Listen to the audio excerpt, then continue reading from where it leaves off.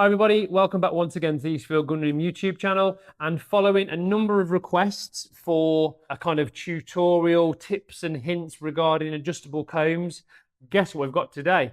Now, eagle-eye viewers will notice there's 5 guns on the table rather than the usual 1 or 2, and every single one of them has got an adjustable comb. To take things back to the kind of the bare bones, the basics of it, adjustable combs are put on shotgun stocks by manufacturers or fitted aftermarket, usually to increase the height of the comb in line with the shooter's requirements. You know, it might be the length of their neck, the shape of their face, the height of their cheekbones, whatever. One thing I would have to say from my near 30 years in the industry is shotguns don't tend to fit that many people off the shelf. Manufacturers worldwide use a standard set of dimensions that they believe is going to be the most suitable for a world market. But let's not forget that, as I've pointed out before, shotgun manufacturers have got a huge task to try and bring something to market that's kind of one size fits all, and that is usually where the adjustable comb comes in. So what I'm going to do today is I'm going to talk through the different kinds of adjustable comb, the differences between a kind of a standard stock in terms of what dimensions it will offer versus an adjustable comb, how you can get an adjustable comb fitted, why you might want an adjustable comb. To kick off, we've got 3 guns here that have got aftermarket adjustable combs, which I've had fitted. We've got a little Maruk 6000, which is an interesting one because historically these have got one of the lowest, the biggest amounts of drop, the lowest stock dimensions on the planet. Okay, we've got my partner Amy's gun, which is a ladies Beretta with an adjustable comb, and we've also got a little 20 gauge. Now, what normally happens when someone has an adjustable comb fitted is they come to the conclusion that the gun is too low in the comb. Now, what I mean by that is the drop between here, the drop at comb, and the drop at heel is too much for their body shape or body frame style, whatever you want to call it. I don't know why I use the word style, but we'll crack on. Okay, so to give you an idea, this Maruk here is 40/62. Now that, in terms of stock dimensions, to me is neither use nor ornament. If you look at the line of the comb and see where it actually goes, it is below the top lever. So in essence, to be able to shoot a shotgun with a stock dimensions like that, you've got to be a particularly interesting shape. Now, to put things into perspective and to put into a practical visual, if you like, if I mount that gun, okay, cheekbone on the stock, I can literally not see past the back of the safety catch. So the only way I could successfully shoot that gun is to increase the height of the back end of the stock in my shoulder pocket. So if I go to here, okay, I can just about, it's a dreadful mount, okay, just about get some kind of sight picture. However, what that's going to do is it's going to, A, give me all sorts of bad habits.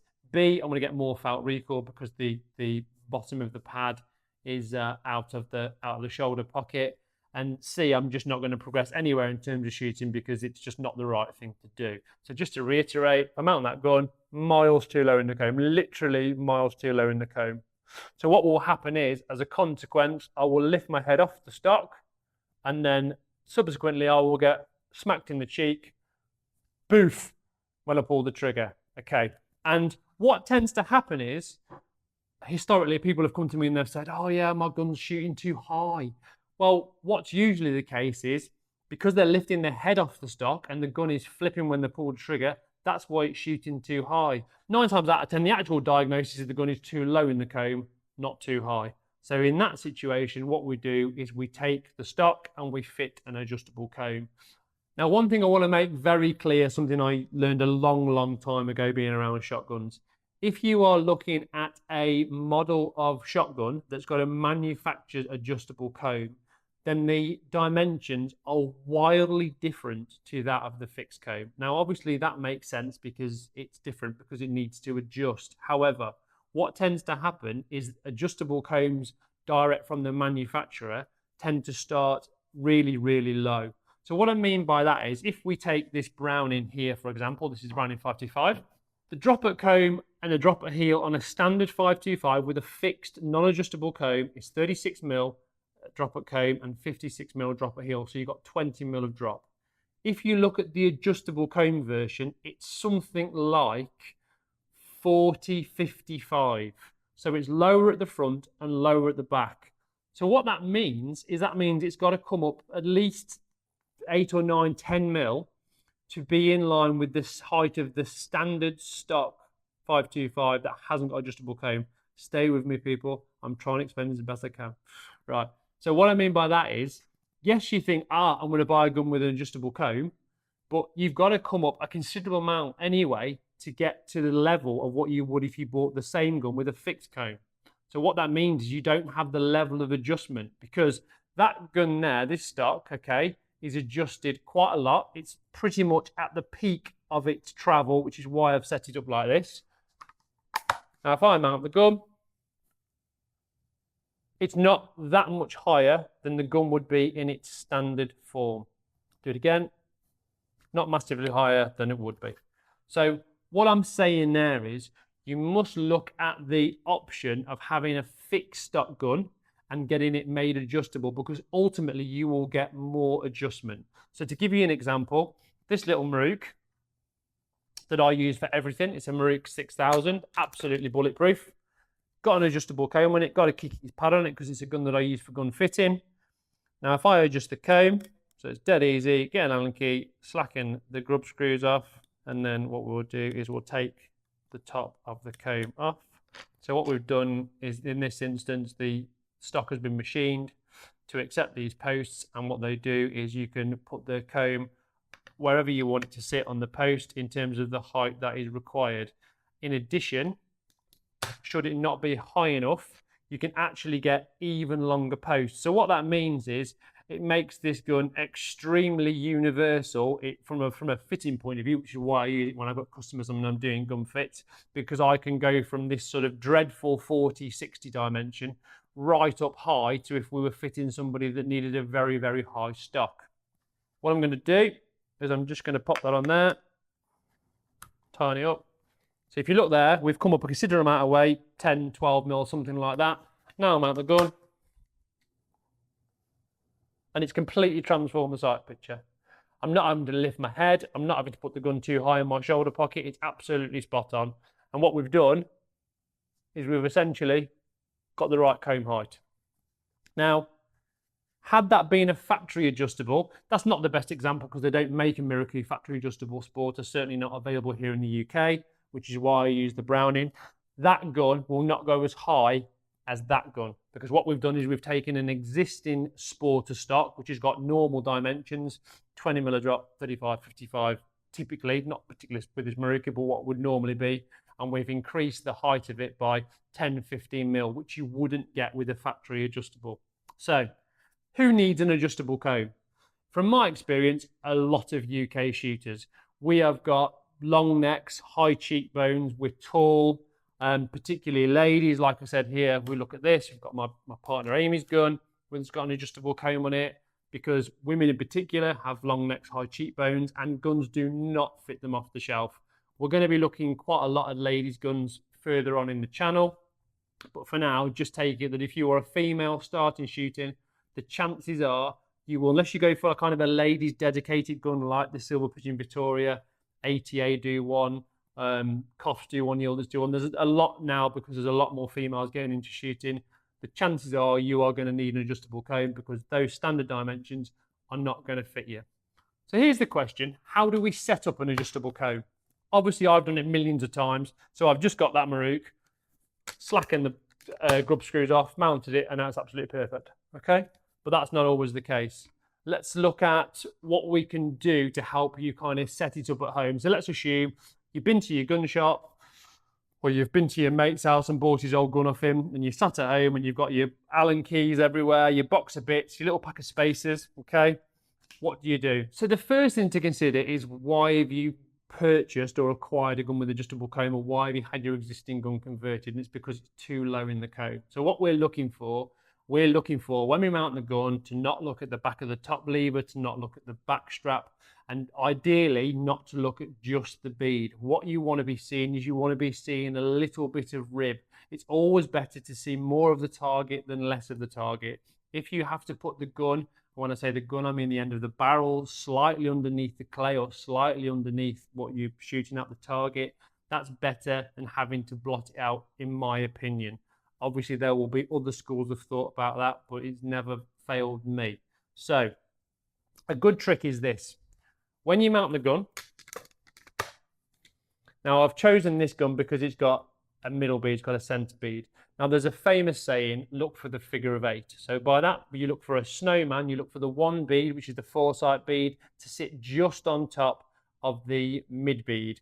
And that will form a figure of 8 or a snowman. And that will make the gun shoot pretty much point of aim, point of impact. Now, because I like to see a bit more of it when I mount the gun, I can see a gap between those two beads. And for me, obviously, I've not put this gun on a pattern plate. We'll move on to that again later on in the channel. That looks absolutely spot on for what I require in terms of a sight picture.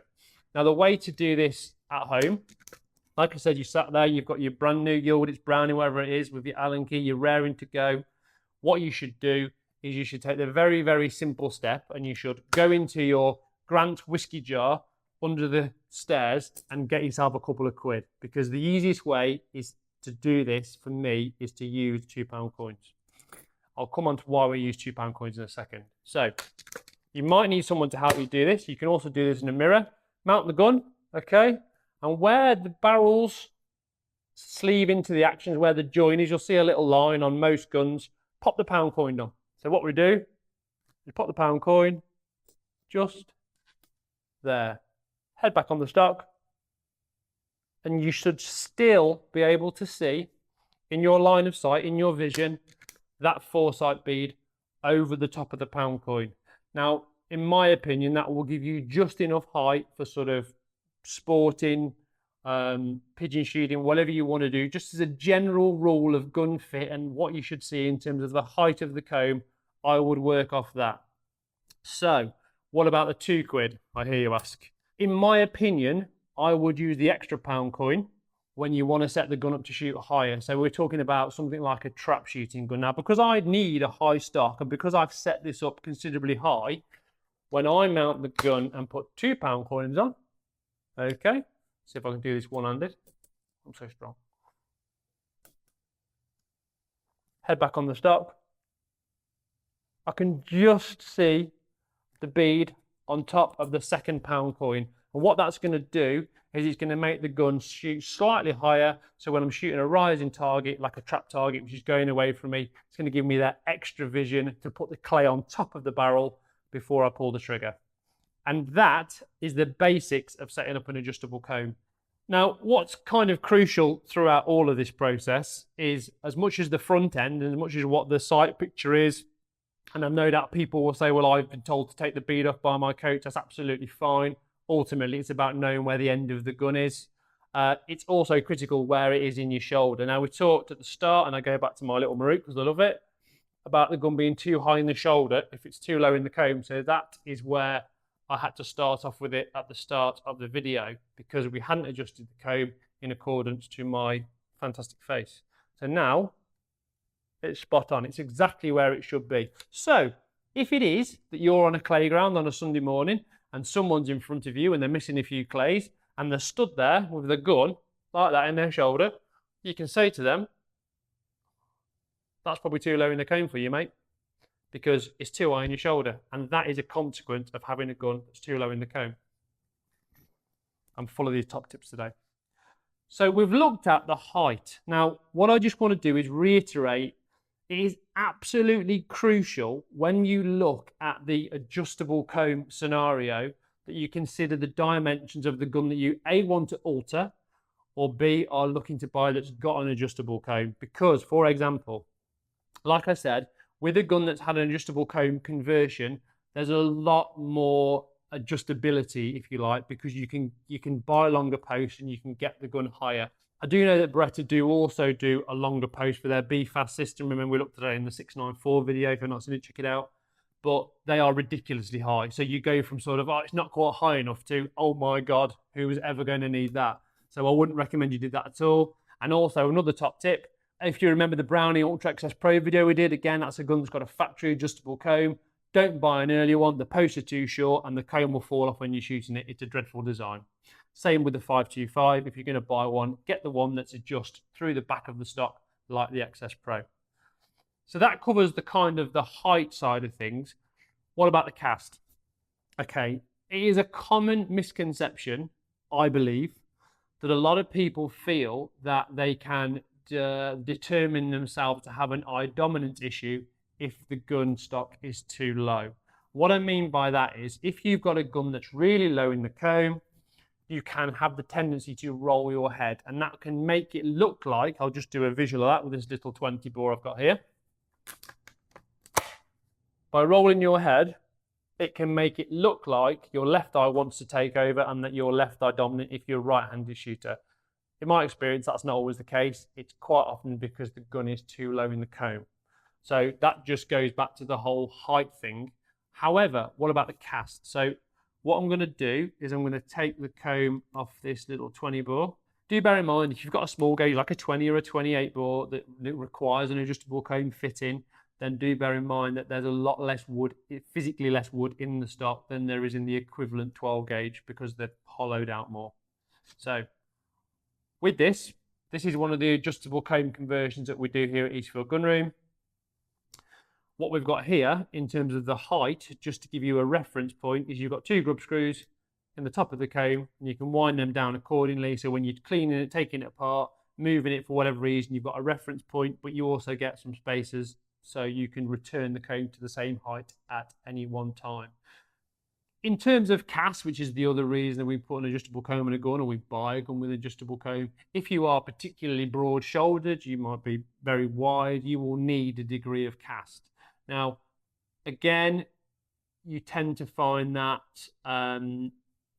factory adjustable comb guns will only have the same degree of cast as their fixed choke sisters, if you like. So do bear that in mind. Again, you might be able to achieve a bit more adjustment out of an aftermarket conversion. This whole video is not about getting everyone to have an adjustable comb aftermarket conversion. It's just to educate you on the differences between factory and non-factory, as well as hoping, giving you some advice to set it up yourself at home. So in terms of cast, it's dead easy to adjust one.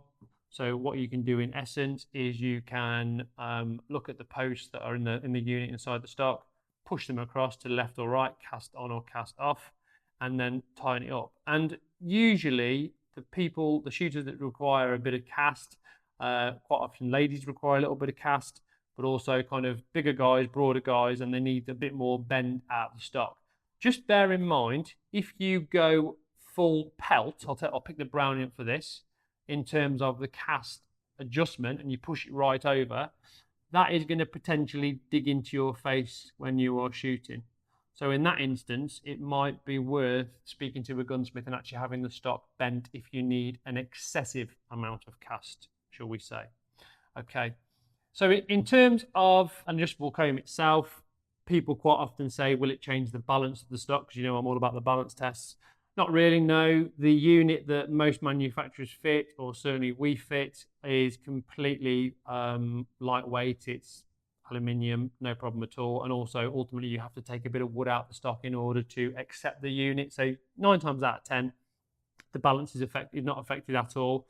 But one of the biggest questions I get asked is, does it affect the value of my gun? Well, my question to you would be this. Do you want it to remain in its original format, or do you want it to fit you?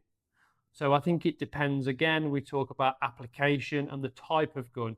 Yes, if you took a very expensive handmade B25 that cost 25,000 quid and put adjustable comb on it, ultimately that aesthetically affects the gun, and it's probably going to appeal to less people should you want to move it on. So yes, it will affect the value of the gun. However, in terms of what I would call a normal clay gun, an MK38, a 694, DT10, DT11, it's kind of the norm, and it's almost kind of expected on a gun of that level. So based on that, it will absolutely not affect the value at all. And in many cases, because it makes it more versatile, it makes it more accessible for people because it will fit more people, it actually can add a bit of value to your shotgun. So that has been the requested many times adjustable comb video. I hope you found it useful. Obviously, we've looked at the basics. We've looked at why you need an adjustable comb, how to kind of set one up from a basic point of view. I am not saying for 1 second that by doing this in your living room or on your stairs or in your spare room that your gun is going to fit you. I would always recommend that when you've set the adjustable comb up, you then go and take it to a pattern plate and shoot it, because all guns and all shooters are completely different. However, I hope it's given you enough of an insight, particularly if you just started shooting, to think, well, actually, yeah, I was going to go for an adjustable comb model, but I wasn't sure. But now I'm absolutely going to do it because it is going to benefit you. There's no question whatsoever. Should you want your current gun made into an adjustable comb, please get in touch. We can facilitate that. Should you want your adjustable comb setting up by me, yours truly, I'm also happy to do that. Please do get in touch. If you've got any other questions about adjustable combs, please comment below. Get in touch, email me directly. Don't forget the website. Don't forget to like and subscribe. Have fun getting your Allen keys out. Don't forget the £2 trick. See you soon.